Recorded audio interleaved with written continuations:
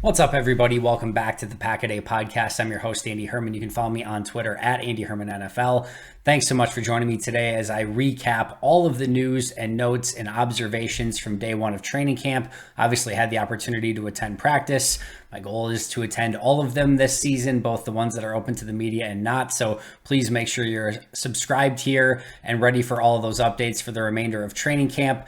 Was a really fun day that included a great crowd, a great atmosphere, great weather, some great plays. It was just really amazing to be back out there and watching the Packers play football. We go through this entire offseason, and the offseason's fun, right? You get the draft, some free agent signings, a huge trade with Davante Adams, all the Aaron Rodgers drama. There's certainly not a lack of topics to talk about, but all of a sudden you get into day one of training camp and you just want to observe and watch and talk about everything. So I'm going to do as much of that as I possibly can today. If you haven't yet checked out my quick hits video from my quick observations from training camp, make sure to check out that first. I'm going to recap a couple things really quick here, including Brian Gutekunst's press conference, the players that didn't practice, some quick snippets on the lineup and the plays of the day, but I went into much greater detail in that about 9-ish minute video. So make sure to check that out first, but I'm going to recap all of that and then I'll get into my main observations. So first of all, Brian Gutekunst started with his press conference and we had injury updates on David Bakhtiari, Christian Watson, Sammy Watkins, Elton Jenkins, and we had some injury updates throughout the day on Mason Crosby as well. So I think the big thing here was David Bakhtiari, right? The cautiously optimistic once again, and we're hearing all of these buzzwords and you didn't get anything concrete from Gutekunst, you didn't get anything concrete from LaFleur, and the mood in the press conference room following the David Bakhtiari or following the Brian Gutekunst interview on David Bakhtiari was not so great. Like, just kind of the buzz was like, well, that is a little bit alarming. Like, they still don't have a timeline. As we went on throughout the day, I think we got a little bit better updates. David Bakhtiari himself said the knee is feeling the best that it has since he injured it. He's optimistic as well. He has very little concern at this point. Aaron Rodgers, seemed to think that this was going to ultimately be heading in the right direction. You had Brian Gutekunst asked point blank if this was going to be a career-ending injury, and point blank he said no. It does seem like this is still trending in the right direction, but it's not quite there yet. There was reporting that stated that Bakhtiari did have another procedure done as well. Gutekunst mentioned that as well. So there's still something not quite right. There's still a level of concern here, but as the day went on, we certainly got a better understanding and feel that, okay, this is still not perfect right now, but it's still trending in the right direction. And it does look like David Bakhtiari is going to play at some point this season, whether that's week one, whether that's prior to the start of training camp, whether that's down the road, we still don't know. But I think overall, what seemed like maybe a little bit of doom and gloom from the beginning, I think got better as the day went on, as we got more information. And again, it does look like he's going to play at some point this season. We just don't know when yet. The other one was Christian Watson, and a lot of questions in regards to Watson as well. He also had a procedure done, and we're just going to have to take a wait and see approach. What I wanted to elaborate a little bit more on here that I didn't in my previous video is I do have some concern that this puts Christian Watson behind the eight ball. Now, if he gets back in, 2-3 weeks, great. But the fact that he had a procedure done is probably not great for that. Those are valuable snaps, are missed with Aaron Rodgers and the number one offense potentially. And it's just really difficult to replicate those actual reps and getting that rapport with Aaron Rodgers. So I do think that this is going to cost Christian Watson some of that. How much, we don't know quite yet. It does sound like there is going to be some loss of time here, maybe not long term, but it wouldn't surprise me if this went well into the preseason. And if so, that would be a major loss might be the wrong word, but I hate when rookies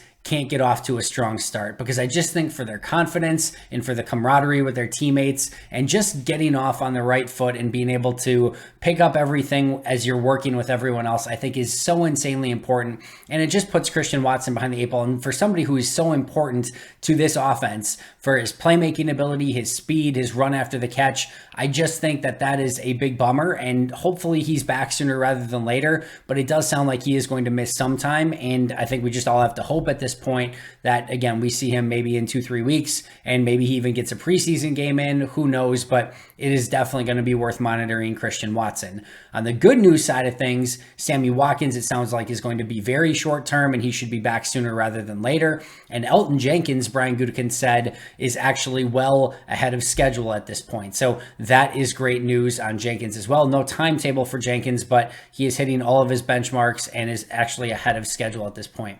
Meanwhile, Mason Crosby, it was reported throughout the day by Rob Demovsky that he actually had a procedure done. Sounds like he may miss some practice time and some preseason time. I think that's a little bit more concerning than maybe, the story got told during the course of the day. Just the fact that he's coming off arguably the worst season of his career. He's working with a new holder. He's working with potentially a new long snapper.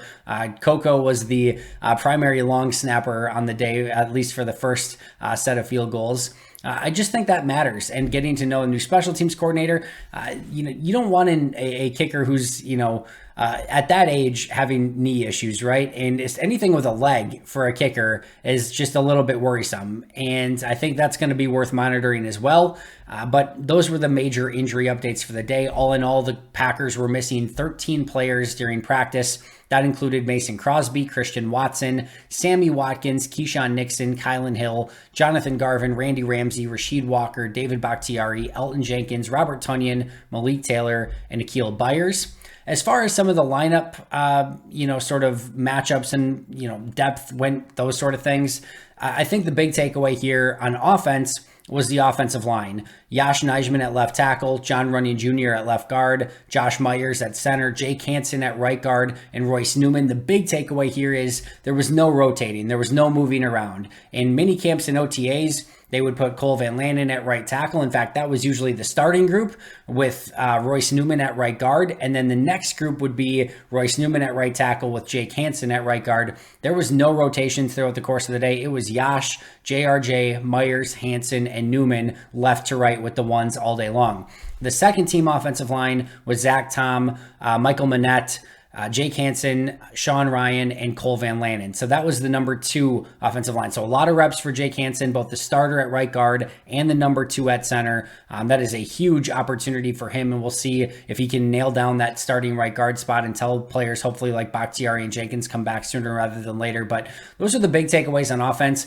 All of the position group players, running back, tight end, wide receiver, were rotating very aggressively. Allen Lazard, Aaron Jones, A.J. Dillon, Mercedes Lewis, Josiah DeGuara, Tyler Davis, all those guys got a lot of time. Juwan Winfrey got time with the ones. Romeo Doubs got time with the ones. So a lot of rotations around that, but the offensive line, I think, was the key takeaway there. On defense, it was exactly as we expected. A lot of rotations on the defensive line. Rashawn Gary, Preston Smith on the edges, Campbell and Quay at inside linebacker, Jair and Stokes at corner, Amos and Savage at safety, with Douglas coming in as the nickel corner in the slot, and then Koa Walker coming out of the nickel defense and just being basically in base defense at that point. So those were the different sort of lineups that Green Bay was going with their ones and their twos. Then we got to the plays of the day. Juwan Winfrey over Eric Stokes was the first big one, with Aaron Rodgers hitting him deep down the field. Rashawn Gary also had awesome pressure on the play against Royce Newman. Romeo Doubs absolutely mossed KB and Ento. I believe that was from Danny Etling. That was a phenomenal play. And then Allen Lazard just absolutely went up and made an amazing catch over Adrian Amos on a deep ball lollipop from Aaron Rodgers. Those were the key 3 plays. But overall, again, a really fun, exciting practice. But here were my overarching bigger pieces that we took away from that. So those are kind of my quick hitters, right? Number 1, Romeo Doubs. And I was this close, and I mean this close. Just as Romeo Doubs was coming out in the individual drills and running his routes, I had it tweeted up, and I just deleted it off, and I'll say why in a second. But I had it to, basically almost tweeted, and then I erased it, that there's just something about Romeo Doubs. He just has it. You can just feel it and see it. Now, that means nothing. And that's why I ultimately deleted it, is because there's no pads. It's day 1 of practice. I know I've seen him a little bit at mini camps, OTAs, rookie mini camps, etc. And I don't want to overhype somebody up just to tear them down later, right? But just even him going through his routes and seeing how he handled himself, there's just something about it. To me, he's a little bit of Robert Brooks without the speed, is just kind of how he feels to me. Maybe some of that's just the number 87 showing. I think he has a little bit of Antonio Freeman. I'm not saying he's Robert Brooks or Antonio Freeman, just kind of how he handles himself. I don't know exactly yet how to comp him, but I just have loved what I've seen from Romeo Doubs. And then he goes out, he has a couple catches during practice, and then he absolutely mosses, Cabianento on a play to go up and really kind of bail his quarterback out. I just thought it was a fantastic, fantastic day from Romeo Doubs. And there's something about him. Now, as I tweeted out, eventually I said, I thought he had a big day. All we know at this point is that he's probably going to be somewhere between Jamon Moore and Devontae Adams as a wide receiver for the Packers, right? Either a total bust or probably a future Hall of Famer. Somewhere in between those two wide receivers is where Romeo Doubs is going to fall on the spectrum. We just don't know yet. And not only does, there's no pads or whatever, there's no game plan, there's no, how he handles the pressure and the audibles from Rodgers and all those sort of things is going to play a huge part in this. But the first impression was really, really good from a training camp standpoint. We'll see if he can continue that when the pads come on. But there's something about Romeo Doubs. I'm excited about it. I will say this. He's not the fastest guy in the world. He's not the biggest guy in the world. He's not the most physical guy in the world. He's not the most nuanced route runner. There's nothing that you can point to and just be like, he's got that. That's why he's going to win consistently. He just seems like a really good wide receiver who knows what he's doing and finds ways to get open and make plays. And that's something. So we'll continue to monitor Romeo Doubs very closely, but clearly he was one of the stars of the day at day one of training camp. The other, and another player who I thought made an immediate first impression, was Allen Lazard. And clearly all eyes were on the wide receivers. No Devontae Adams. You have three rookies. I know Watson's not playing, but you've got three rookies in there. You've got, Sammy Watkins who's not there, but people just want to see what this wide receiver core can bring to the table. And these wide receivers, I thought, had a really great day. But Allen Lazard, just how he looked a little bit more physical. He had a little bit more of a swagger to him. And that was evident before he even made some of the big plays. And I think the more important thing here is that Aaron Rodgers was consistently looking at Allen Lazard, not spamming Allen Lazard, maybe like we saw a little bit with Devontae Adams in the past, but that more often was his first read. He's now looking Allen Lazard first. That's a big deal. And you can tell that, Rodgers has the confidence in him. Rodgers, after practice, said that he's ready to be a number one wide receiver. If there's any question just on how he practiced on Wednesday, what Aaron Rodgers said post-practice, how Lazard looked at practice, and how Rodgers looked at him in practices and his first read more often than not, Allen Lazard's going to be the number one wide receiver. I'm not saying he's going to be the most successful. There's a long season. There could be injuries and things like that, but he is going into the season as the de facto number one wide receiver. I think we earned that, and I think he's earned that, and I think we, if he can play like he did even in this practice, I think he's ready to take a step, and I'm just genuinely excited to see what he can bring. Now, we talked about Doubs. We talked about Lazard. Juwan Winfrey had the big catch down the sideline. There were some big plays by these wide receivers. It was like they knew that, people were talking about, Green Bay needs a pure number one. They need a playmaker, et cetera, et cetera. I have no doubt in my mind that there are going to be struggles at wide receiver at times this season. You've got a new guy in Sammy Watkins. You've got three rookies, and one of which is a 7th round pick, another which is a day 3 pick in Romeo Doubs. Christian Watson's already hurt. Sammy Watkins is already hurt. You've got Randall Cobb, who's definitely getting up there in age. Allen Lazard has been basically a number 3 receiver his entire career, who's now trying to play number 1. There are going to be issues, but day 1 was really good. And that's not exactly a soft secondary that they're going against, right? So Aaron Rodgers said 1-0 offense over defense after day 1. I agree with him. A lot of that was due to Aaron Rodgers, but a lot of that was due to receivers like Winfrey, who beat Eric Stokes clean on the outside and made a big play. Allen Lazard going up and beating Adrian Amos on a play. Romeo Doubs completely out-muscling and mossing Cabianento on a play. His receivers responded on day 1. We'll see if that continues throughout practice, but I think that's a huge, huge takeaway from day 1. We'll continue to see how it progresses throughout camp, but Doubs, Lazard, Winfrey, really, really nice day for all 3 of those wide receivers. One of the things that happens sometimes is you go to practice, and let's just be clear here, and I always like to mention this. There's 90, or in this case, 77 players that were practicing on a given day, and you have, the whole field, like this whole practice field is being taken up with all different things going on. And you've got all different beat writers and media members and that are tweeting things out and reviewing what's happening, right? No one person is going to be able to catch everything. And you have different vantage points, people getting a different point of view, and it's not always going to be the same. So I always like to go through after practice and be like, all right, what did Pete Doherty say? What did Ryan Wood say? What did Matt Schneidman say? What did Rob Domofsky say? What did Wes Hodkiewicz say? Like, I'm always looking after and be like, what did they see that either I can, sort of collaborate, or corroborate, whatever, you know what I mean? Or like what I'm like, oh, I didn't even get to see that. That's a great takeaway. One of the things that I was just looking at Twitter in general and seeing sort of not from any of the beat guys per se, but just like seeing some of the Packers, bloggers and things like that on Twitter, was that like Jordan Love had this huge day.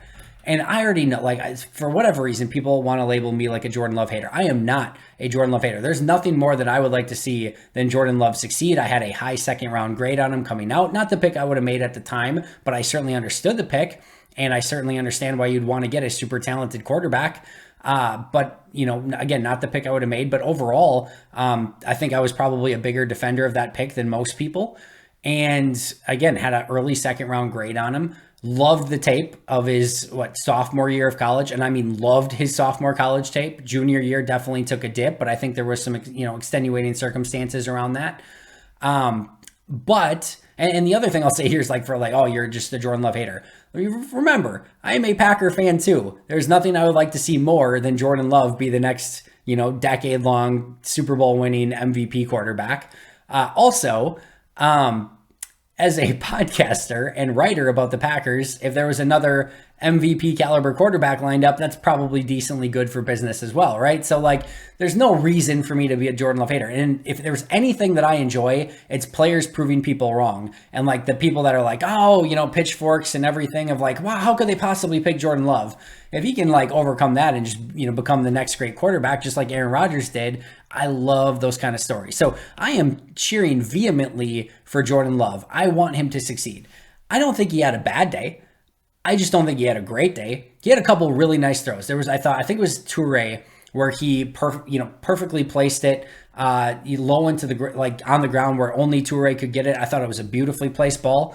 He had a rolling out to his left, he has to readjust, hit Danny Davis. Danny Davis made a great leaping catch. I thought Love threw a little bit high on it, but overall it was a really nice play.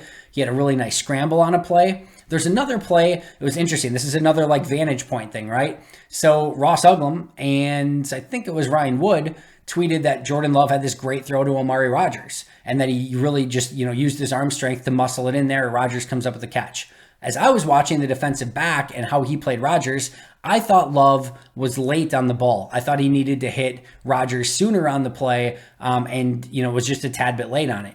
Either way, I thought Love had a nice day, made a couple really nice throws. I thought he had a couple inaccurate throws. No way did he have a great day, but overall, your normal ups and downs for a young quarterback. And that's okay. It's day one of training camp. He's not getting the number one reps. There's going to be some of that playing with new players, new wide receivers, new offensive line, etc. So decent day for Jordan Love, some ups, some downs. I saw a lot of people tweeting oh, Jordan Love, he is ready to break out. I'm like, whoa, let's pump the brakes a little bit. Okay day for Love, maybe an even nice day at times, but nothing spectacular, nothing to write home about, at least in my humble opinion. And again, not a Jordan Love hater. I am more than cheering him on and hoping he does amazing moving forward. I thought the one player who did have a little bit of a tough day was KB Anento, was mossed on the Romeo Dobbs play. Also, there was another play, I want to say it was Amari, but don't quote me on that, where he had a great chance to have a pass breakup on the play and just couldn't do it, just couldn't come up with it, and ended up being a completion. So this is a really key season. This is probably it for KB Anento, right? He needs to earn a roster spot this year. They're just going to start looking at other players. So rough first day for him. I've still seen enough of him over the years that he has some playmaking, he has some experience, he has some special teams chops. I think he can still get in that conversation, but not a great first day for him overall. Koa Walker, really liked what I saw out of him. First of all, really nice sideline-to-sideline play on Aaron Jones. And then more importantly, what really impressed me with Walker is it looked like with the number twos, he was the guy calling the plays. And even so, I'm not positive it was with the ones, but like there were times out there where he was definitely the one that was in command calling plays. I just think that's a really great sign for him moving forward, that he's starting to get that responsibility already and shouldering some of that load. Clearly, Devondre Campbell's going to be that guy when both of them are on the field, but just the fact that he's making some sideline to sideline plays, I thought he had a nice read on a screen pass on A.J. Dillon, and then starting to make some of those calls already. That is a really nice first practice for Koa Walker, and once again, really looks the part. Green Bay used a lot more is maybe a little bit aggressive, but we saw multiple uses of pony personnel, which is 2 running backs in the backfield. Really nice play with A.J. Dillon where Rodgers read the defense on the play. It was sort of not exactly like a read option, but definitely has like a read to either give it or kind of probably go outside for a pass. But made the right read, and A.J. Dillon had a nice pickup. And then B.J. Baylor later in the day with the number 2s in a pony personnel had a really big run with a really nice burst. Tyler Goodson, not in pony personnel, but had probably the best run of the day, was just coming left. Just a gorgeous cut on a dime and then exploded upfield. You love seeing that one cut and explode type of running back. Fits perfectly for this offense. I thought that was probably the run of the day, and that was again with Tyler Goodson. Jair Alexander, amazing to see him back on the field. He had a very quick pass breakup in team activities, so he's getting back to his former self. The first turnover of practice, Patrick Taylor fumble on a Ty Summers punch and recovery. So Ty Summers, if you had Ty Summers on your bingo card as first forced fumble and fumble recovery, you win something from somebody. I don't know what or from whom, but keep asking people until they give you something. Overall, it was a 90-minute practice. Nice, clean, crisp. No injuries that I saw, which is huge. I didn't see anyone new go down with anything, so that would be really nice if the Packers actually got out of a practice with no injuries. As I mentioned, Aaron Rodgers after practice said the offense was 1-0, and again, totally agree with him. I thought the offense won the day, and that wasn't expected, right? Even Aaron Rodgers said that they were expecting the defense to come out ahead. That wasn't the case. Green Bay won on offense, a few really big plays down the field, and we'll see how the defense responds on day 2. Green Bay also tried out 2 players, James Morgan, the former quarterback from Green Bay, played high school in Green Bay, and then Ishmael Hyman, a wide receiver who was most recently with the CFL with Michigan's team. Ishmael ultimately signed. Caleb Bryce was also released on the day. For those wondering about Hyman, I'm very intrigued to see what Green Bay saw here, and we'll see what he does in his first day of practice on Thursday. But 6 feet, 196, did have a 4.45 40, but was a 3.31 RAS score guy. He's already 27 years old, was a undrafted free agent in 2018, and even in his CFL stint, had 15 catches, 158 yards, and 2 touchdowns only in 4 games. So not a seemingly high upside player here, but we'll see what he does in practice and if he can make a name for himself. Last but not least, Cecil Isabel, Sterling Sharp, and Mike Holmgren all reached the finalist stage for the Hall of Fame. So that is good news for all 3 of them. And we will see if the Packers can get 1, 2, or maybe even 3 more, entities in the Hall of Fame that have major Packer ties to them. So that, I believe, is going to do it for me today. I will be right back here tomorrow, I believe, with another quick hits right after practice, but definitely a all-new episode tomorrow. Make sure you are subscribed if you have not already. Again, I'll be attending practice on Thursday, and we'll have all of the breakdowns right here again. So make sure you're following along. You can follow me on Twitter at Andy Herman NFL. You can follow the podcast at Pack-A-Day Podcast. But until next time, and as always, go Pack Go.